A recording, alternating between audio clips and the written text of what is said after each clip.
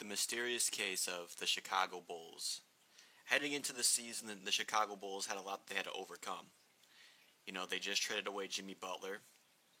D Wade moved on thanks to a buyout, and a very formidable power forward like Taj Gibson, who had been with the team for years and had been a very productive guy on both sides of the floor and gave it his all every single night, moved on to Minnesota.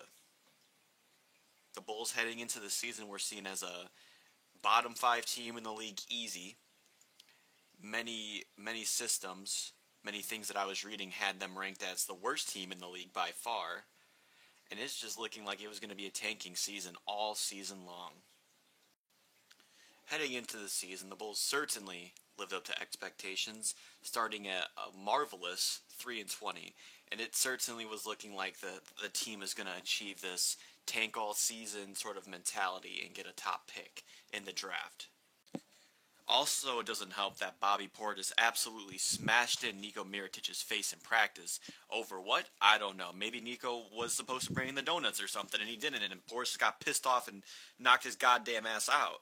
But, regardless of the reason, Mirotic was sidelined for several weeks, a good chunk of the start of the season, and it was rumored that Nico Mirotic gave the Bulls an ultimatum, basically saying, either you trade me or you trade him, but regardless, I am not playing with Bobby Portis. And that was a huge issue. Luckily, though, it seems as though these rumors have gone away. There's no issues, and as a matter of fact, both these guys go out there at the same time, at the same unit sometimes, and they go out there and they kick ass together. So, luckily, there really hasn't been much issues with the whole ultimatum thing. Once Nico came back, though, it was like something just clicked. I don't know if Bobby Portis smacked him in the face and something in his head just went off. But once Nico came back, the Bulls have been 7-1. Nico's been playing out of his damn mind. And I would even make the argument that this man is playing like an all-star, at least at the way that he's playing right now. And thanks to that, it just seems like this team's been playing better off together with him out there. And it certainly has shown that he has made a huge leap in progression. Just listen to Nico Mirotic's stats since coming back. Nico has averaged 19.6 points per game, which is a career high. And looking back at his prior season, last year he was averaging something like 11 points per game. So for him to jump from 11 or around 10 points per game up to 19, almost 20 points per game, that's wild, especially over the stretch. He's also averaging a very, very solid 7.7 rebounds per game. And I would say Nico has been the best player on this team since he's returned, since he's been on this streak, and he's just absolutely balling out at the moment. This team is a lot more than just Nico Mirotic, though Mirotic has been great. It's not like he's averaging 35, 40 points per game, still a very formidable 19 or 20, but that's not enough to just carry a team. So who else is stepping it up? Because obviously there needs to be a couple people. You look at Chris Dunn, our starting point guard, a guy who we acquired in that Jimmy Butler trade. He was averaging like around 3 points per game. He was playing limited minutes out there in Minnesota, coming off the bench. And if you know anything about Tom Thibodeau, it's that he doesn't love his rookies that much.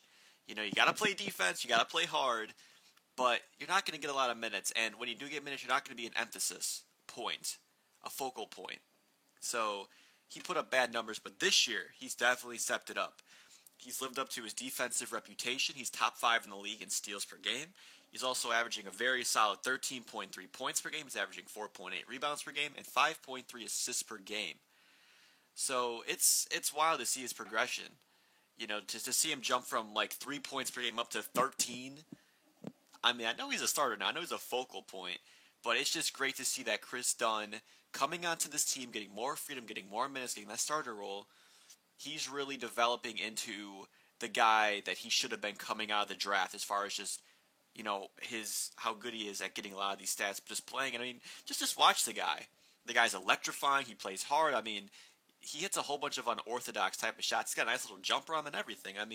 Chris Dunn is definitely the point guard of the future in Chicago.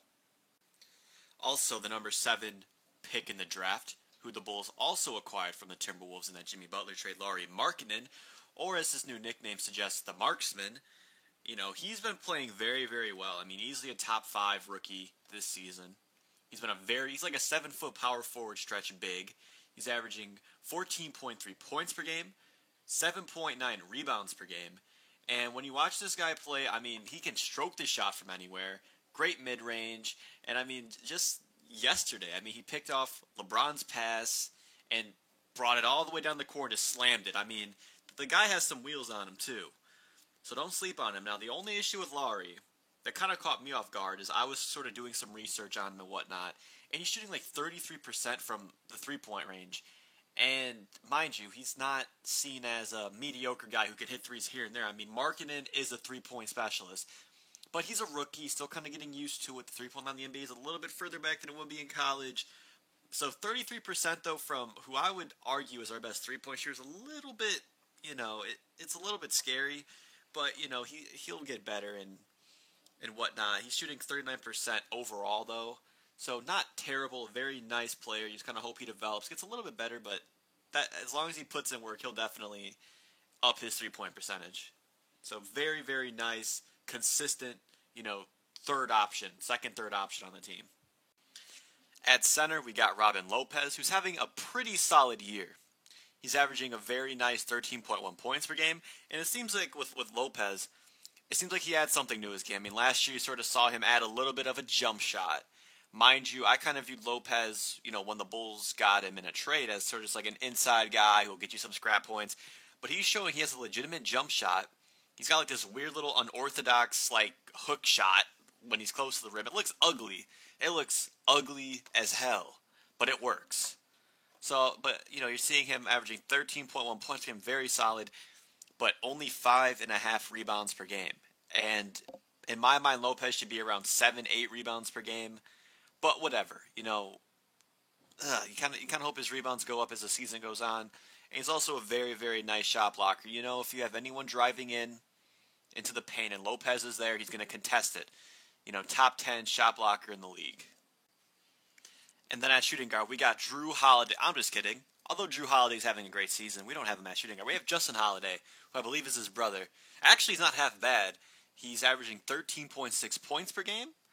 And watching him play, he doesn't really have a lot of weaknesses. He's big, he's lengthy, he can stroke mid-range, three-point, he can get inside. And, so I mean, having a guy like Holiday who will be your third or fourth option come and get you a solid, 13 to 20, and he's prone to have a couple of those, 25-point games a month, not bad. He's also averaging a pretty solid 4.5 rebounds per game. And at that shooting guard spot, not bad. So he's a nice sort of go-to guy. People start to fall asleep on other guys. Don't count out Justin Holiday. This guy can ball. And a lot of these bench guys, I would say the reason why the Bulls are winning a lot of these games, a huge part is the bench. You look at a lot of teams in the NBA, they got a great starting lineup, but their bench sucks ass. I mean, you saw, the Pelicans last season fall victim to that. They got Boogie, but they traded away like their entire team. And it's like, all right, we got Boogie, who's like, a 20 to 30 point per game guy, but we just traded away like 5 or 6 players who are all averaging like 10 to 15 and above. So they kind of didn't go very, far in that first year. But what I'm trying to say is every team needs a somewhat decent bench at least to be a good, legitimate team. And the Bulls have had a pretty solid bench. Look at a guy like David Nwaba, who's a guy they signed from Los Angeles, a guy that really didn't have much buzz around him, kind of like coming in, he was seen as like a point guard / shooting guard who's sort of like, he has like an Eric Bledsoe build. Like he looks like a little mini battle tank, very explosive, very strong, just like a pure athlete who can get some dunks. But this year, I mean, you've seen him. I mean, he's been a very nice energy guy. He's very gritty. He's getting up in your grill. He's trying to lock you down. And he's had a whole bunch of just really solid games. You see him very active, getting rebounds, and just a very solid guy off that bench. Jerian Grant as well, who was the Bulls starter for the last season or two. He's been a pretty solid 8 to 10 point per game guy. And what fascinates me the most is he's like 6'6", 6'7", just a big overall point guard. And he's going to be able to get buckets whenever he wants, because you don't see a lot of teams with legitimate 6'6", 6'7" point guards. And you watch the way he plays, another one of those guys that doesn't have a lot of, massive flaws in his game. And he's going to go out there, give you some pretty consistent minutes, give you some pretty consistent buckets, and it's overall a pretty formidable point guard coming off that bench. And also, one of my more favorite guys on the Bulls roster, Denzel Valentine, coming off the bench. You know, you look at Denzel Valentine. I mean, we drafted him, I believe, 2 years ago, and he was sort of seen as one of those guys who was just good all around. Very good. You know, he's got pretty good size. He's got like a really, really ridiculous wingspan. Can lock down guys on the defensive side of things. And then offensively, you give him the ball, he can act like a point guard. I mean, this guy is great at passing. You know, he can get to the rim. He can. It's just I don't even know how to describe Denzel. He's just good all around. So he's a very nice guy to have off the bench. A very smart player. And I mean, just looking at some of these highlights, this guy can absolutely pass the ball. You know, he can definitely pass it above average, and he's very creative as well when he needs to be. So, not a bad guy coming off the bench, and a guy that just plays hard every night. And the man who needs no introduction, the one, the only, Bobby Portis. You know, Bobby Portis, in my mind, could be maybe indirectly the reason why the Bulls are having this stretch now. I mean, by knocking Nico in the face, it appears as though once he came back, something just snapped. And so, you know, you look at what Portis has been doing coming off the bench, putting up a very, very solid 12.6 points per game, around 6.7 rebounds per game, and around 20 minutes per game. And things with Portis is this guy has a very, very solid three-point shot, a very, very solid mid-range shot, and when he gets inside, he's very active. He's got a lot of energy. He's playing ferociously, and that goes on the defensive side of things as well. He plays so hard, and you know the crazy thing about Portis is I think this guy could develop into a legitimate star in the league. I'm not saying superstar. I'm not saying it's going to turn into Giannis Antetokounmpo or LeBron, but seeing how Portis coming in to the league a couple of years ago was seen as a guy that worked really hard, and you sort of see him act up to his game every single season and him being good at it every single season, and also putting up really solid numbers in very limited minutes. Not a bad start. So Portis coming off that bench, easily the best player coming off that bench at the moment, and just has been remarkable this season. And also, thank you for knocking Nico in the face. I don't know what you did, but you did something. In general, though, I think a lot of these guys, when you look at their numbers, they're having like career years, or some would even say resurgent years. You know, you look at a guy like Lopez, a guy who averages like 8 points per game for his career, for him to have like 13 points per game, not bad. I mean, having a very resurgent year, but like I said, yeah, a lot of these guys, they're sort of getting better. A lot of these guys coming off the bench are young and developing and stuff like that, and they're getting more minutes here. So this team in general, they're developing together, they're playing together, and they've just been great over this little streak, this just great streak.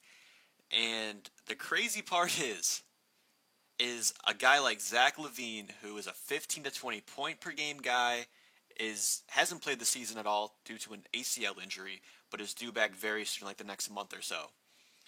And the crazy part is heading into the season, many people thought LaVine would be the best player on the Bulls roster once he comes back. And there's no reason not to think that. You know, the Bulls don't have a legitimate star on the team. I mean, unless you want to call Niko Mirotic heading into the season, a guy that's averaging 11 points per game, a star, which you know use that term very loosely. LaVine was going to be that star power.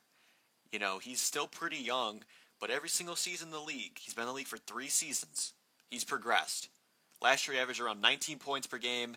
You know, he showed off his range. We know all about how electric this guy is, how raw his dunks are.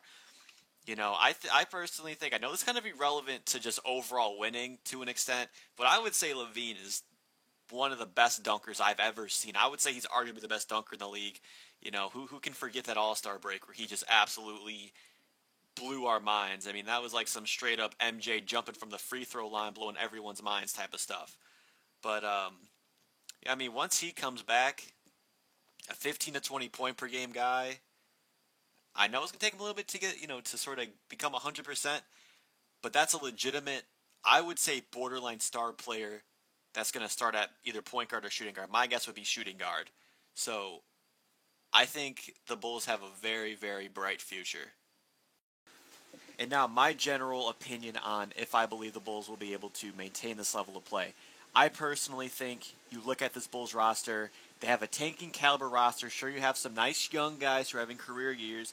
You have a guy like Chris Dunn who's getting a brand new opportunity out here in Chicago. Lopez is playing nice. Markkanen is playing nice. A lot of the guys coming off the bench are very young guys who are developing every single year. So trying to come into their own player, and I don't think that the Bulls maintain this. I just think Nico's having a really really good couple of weeks.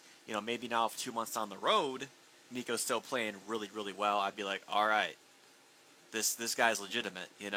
But I'm sorry, it's just looking at the way Nico's played over his career, he realized he becomes too dependent on you know, really, really deep three-point shots, at least in the past, where this guy's 2 or 3 steps behind the three-point line and he just shacks up a shot for no reason, wasting possessions.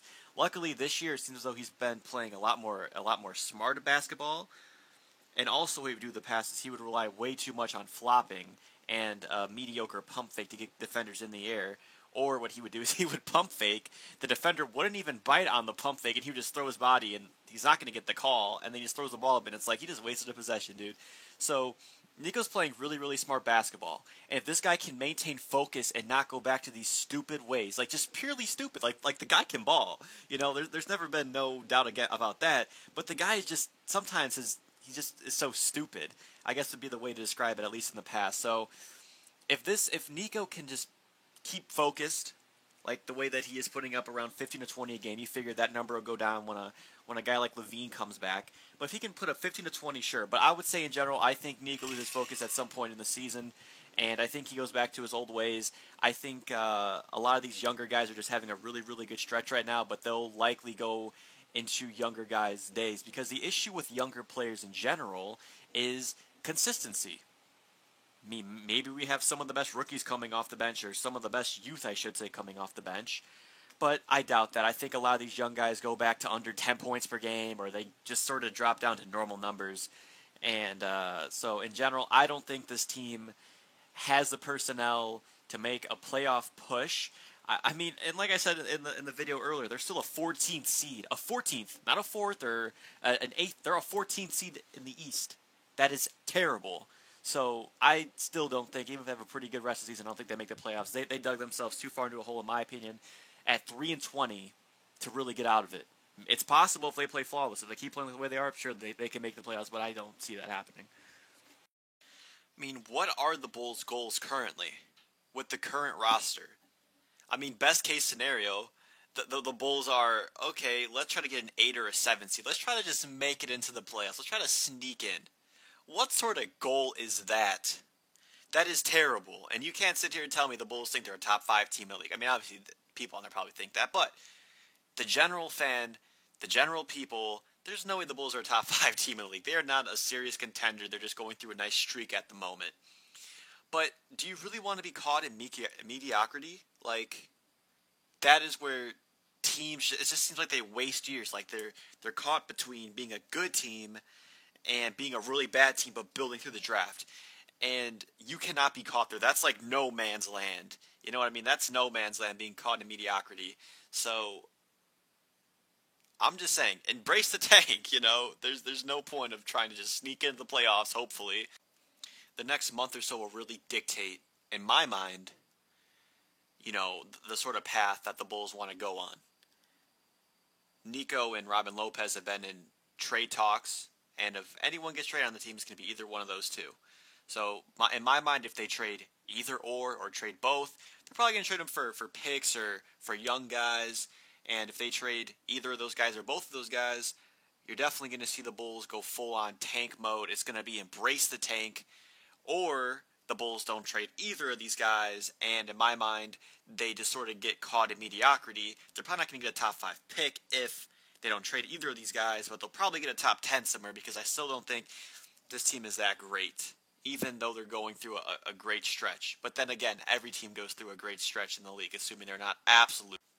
All I gotta say is, if the Bulls somehow manage to sneak into the playoffs, we need to have a ceremony in the city of Chicago for Bobby Portis for smacking the shit out of Nico. I mean, I never knew that smacking someone in the head could tighten up some screws that were loose in Nico's head, but he's overall been playing really sharp. So if we even make the playoffs, we're definitely not going to the finals unless like LeBron goes down and Isaiah Thomas goes down again. He hasn't even come back. He's playing with the G League team at the moment. And yeah, unless like everything falls into place, we're probably going to get kicked out of the first round. But still, if we even make the playoffs, Bobby Portis is the greatest Chicago Bull of all time. Michael Jordan is nothing. My closing words is embrace the tank. Stop winning. I know I said if the Bulls make the playoffs, but I, as a fan, as someone that's been watching the Bulls for a while, I do not want them to make the playoffs. Do not. I don't care about watching the Bulls win some games now. I am looking down the road. I am looking at the current roster. And actually, the Bulls do have a lot of cap space to spend in free agency next season. But you cannot be caught in mediocrity, as I've stated prior.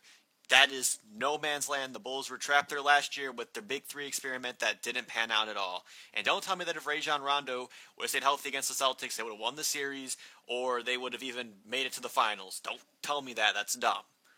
So, anyways, that aside, that little ran out of the way. Embrace the tank. Trade Nico. Get some. I think he's making like $11 million a year. Get some of that money off the books for next season. And we're going to hopefully go ham in the draft and go crazy when it comes to free agent signings. So, yes, embrace the tank. Stop winning. Bobby Portis, smack Nico in the head again and keep him out for like the rest of the season. I'm just kidding. I do not condone violence. Unless the violence does have a pretty positive effect. Anyways, thank you guys for watching. I'm back. And, yeah. Have a good day. Thank you all for watching. And goodbye. Embrace the tank.